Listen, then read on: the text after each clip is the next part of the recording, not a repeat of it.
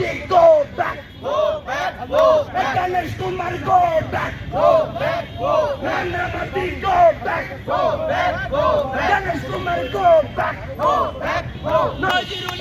বাংলায় বিজেপি ঠাই নাই, নরেন্দ্র মোদি হাই হাই। অপ্রচলিতর পক্ষ থেকে আপনাদের সকলকে স্বাগত। আজকে আপনারা জানেন কলকাতায় প্রধানমন্ত্রী নরেন্দ্র মোদি ব্রিগেডে এসছেন। সেই সময় দাঁড়িয়েই পার্ক সার্কাস 7 পয়েন্টে আমরা উপস্থিত। সেখানে জমায়েত হয়েছেন ছাত্রছাত্রী এবং সমাজের বিভিন্ন অংশের মানুষ। তারা প্রতিবাদ জানাচ্ছেন এসআইআর এনআরসি নিয়ে এবং মোদিকে গো ব্যাক স্লোগান তুলছেন। তাদের সকলের সাথে আমরা কথা বলবো, তারা কি ভাবছেন আন্দোলন নিয়ে এবং এসআইআর এনআরসি নিয়ে, কেন তারা প্রধানমন্ত্রীকে গো ব্যাক স্লোগান দিচ্ছেন, কি বার্তা দিতে চাইছেন, আমরা কথা বলে নেব। আমাদের মূলত বার্তা এটাই যে নরেন্দ্র মোদির হাতে গুজরাট দাঙ্গা থেকে শুরু করে বিভিন্ন দাঙ্গা বেঁধে রয়েছে। তখন এসআইআরের নামে চক্রান্ত করে এই দেশের গণতন্ত্র প্রেমী যারা সংবিধান প্রেমী মানুষ রয়েছে, এই দেশের যারা স্থায়ী বাসিন্দা, যাদের পূর্বপুরুষ এই দেশে বাস করেছে এবং দেশ স্বাধীন করার জন্য এই দেশে স্বাধীন করার জন্য নিজেদের জীবন দিয়েছে, রক্ত দিয়েছে, তাদেরকে হেনস্থা করা, তাদেরকে অপদস্থ করা, তাদেরকে এই দেশ থেকে বিতাড়িত করার একটা প্রয়াস এই নরেন্দ্র মোদি বিজেপি সরকার গণেশ কুমারের মাধ্যমে প্রেরিত করতে চেয়েছে এবং এস্টাবলিশ করতে চেয়েছে। এই কালো দাঙ্গাবাজের রক্তে রাঙা যার হাত, সেই নরেন্দ্র মোদির কোনো রকমভাবে আমরা এই বাংলায় ঠাঁই দিতে চাই না। তাই আমাদের আজকের একটাই slogan, Narendra Modi go back, Narendra Modi ওয়াপাস যাও। কারণ আমরা এই সমস্ত দাঙ্গাবাজ, কুখ্যাত দাঙ্গাবাজ, যাদের হাতে রক্তরঞ্জিত সাধারণ মানুষের, নাগরিকের, দেশপ্রেমী সংবিধানপ্রেমী মানুষের, সেই সমস্ত কুলাঙ্গারদের আমরা এই বাংলায় কোনো রকমভাবে ঠাঁই দেব না। এই বাংলার 1 ইঞ্চি জমি আমরা আরএসএস বিজেপিকে ছাড়বো না। আমাদের একটাই দাবি এখন, এই যে এসআইআর নামে যে নাগরিক প্রহসন, নাগরিক বঞ্চনা, একটি জাতির প্রহসন, এটা অবিলম্বে বন্ধ করতে হবে, উইথড্র করতে হবে। টোটাল প্রক্রিয়াটাই ত্রুটিপূর্ণ, কলঙ্কিত। মানুষের নাগরিকত্ব বা ভোটাধিকার রক্ষা করা যাদের দায়িত্ব, তারা ভোটাধিকার কেড়ে নেওয়াকেই তাদের অন্যতম প্রধান এজেন্ডা করেছেন। কাজে আমরা এই প্রক্রিয়া, সম্পূর্ণ প্রক্রিয়ার বিরোধিতা করছি। আমরা এসআইআর প্রক্রিয়া এখানেই থামিয়ে দেওয়ার দাবি জানাচ্ছি।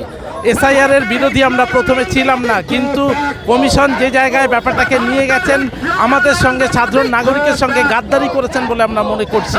আমরা এই এসআইআর প্রক্রিয়া বাতিলের দাবি জানাচ্ছি এবং নির্বাচন সংস্থার সঙ্গে যারা যুক্ত রয়েছেন তাদের সম্পূর্ণ পদত্যাগ দাবি করছি। সেই আইনকে আমরা কোনোভাবেই মানি না। এটার বিরোধিতা আমাদের 2019-20 সালে এই পার্ক সার্কাস ময়দানে আমরা করেছিলাম এবং এখনও তার বিরোধিতা করছি। এসআইআরের নাম করে যে এনআরসিকে কার্যকর করার চেষ্টা করা হচ্ছে, আমরা তার বিরুদ্ধেও সামগ্রিক বিদ্রোহ প্রকাশ করছি, ঘোষণা করছি যে এটা আমরা কোনোভাবেই মেনে নেব না। আমরা আরও বৃহত্তর আন্দোলন এখনো পর্যন্ত কলকাতার মধ্যেই সীমায়িত রয়েছি। আমরা শহরের সঙ্গে, গ্রামগুলোর সঙ্গে, আধা শহর বা মহকুমা শহরের সঙ্গে যোগাযোগ করছি। এরপরে আমরা চূড়ান্ত আন্দোলনে নামবো, পথে নামবো। অনেক মানুষ, লোকজন জুড়ছে, এটা অর্গ্যানিক মুভমেন্ট, সেটা মাথায় রাখতে হবে। কিন্তু আমরা এখানে 11 দিন ধরে বসে আছি, আমরা উঠবো না। আপাতত এটাই আমাদের সিদ্ধান্ত নেওয়া হয়েছে। এবার ভোট আসুক, ভোট ডিক্লেয়ার হোক, যা হবে সেটা পরে দেখা যাবে। আমাদের সিদ্ধান্ত, আমরা উঠবো না। একটা বড় লোকের নাম কি বিচারাধীন হয়েছে, যারা ক্যাপিটালিস্ট, যারা উদ্যোগপতি, বলুন তো। পলিটিক্সটা বুঝতে হবে, একদম ডিভাইড অ্যান্ড রুল পলিসি। এবার যাদেরকে এরা সিলেক্টিভ টার্গেটিং করেছে তারা তো নিশ্চয়ই প্রতিবাদ করবে। এবার যারা প্রতিবাদ করছে তাদেরকে বলছে কি এই যে এরাই প্রতিবাদ করছে, না এরম নয়। আমার নাম, আমি একজন মুসলিম, আমার নাম ইলেকটোরাল লিস্টে আছে, তখন আমি প্রতিবাদ করছি কেন? আমি মধুয়ার জন্য প্রতিবাদ করছি, দলিতের জন্য প্রতিবাদ করছি, মুসলমানদের জন্য প্রতিবাদ করছি, নারী এত মানে একদম তাদের জন্য, যারা গৃহিণী, যারা বাড়ি বাড়ি বাসন মেজে খেটে খায়, তাদের জন্য প্রতিবাদ করছি। তো এই যে ওদের বার্তা, এই যে ওদের একটা মিথ্যে সব সময় বাংলায় এসে ছড়িয়ে যায়, তো সেটা আমরা মানছি না। সেটা বহু সংখ্যা লোক জানে, বেশিরভাগ লোক জানে কি এরা মিথ্যেই বলে। এই যে হোয়াটসঅ্যাপ ফরওয়ার্ড প্রপাগ্যান্ডা নিয়ে পলিসি হয় না। পার্লামেন্টে অপোজিশনকে সাইলেন্স করিয়ে দিলে এইভাবে ডেমোক্রেসি চলে না। Democracy is not a one man show, এটা জনগণ ডিসাইড করে। আমরা এখানে বসে আছি, আমরা প্রতিবাদ জানাচ্ছি, আমরা প্রতিবাদ জানাবো।